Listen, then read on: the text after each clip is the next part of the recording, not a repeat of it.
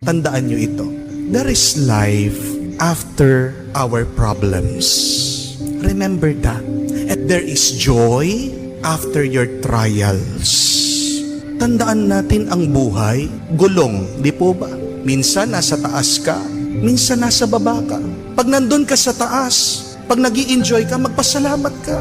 Pero pag bumaba naman ang iyong buhay, nahihirapan ka, be humble and be trusting to God. Ang buhay din ay parang alon sa dagat. Tandaan mo yan.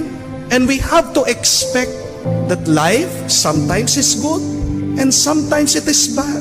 But everything in life is a grace from God. Embrace it. Yakapin mo. Pasalamatan mo. Daanan mo.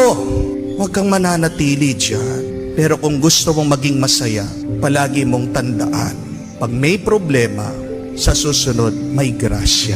Yan ang hintay.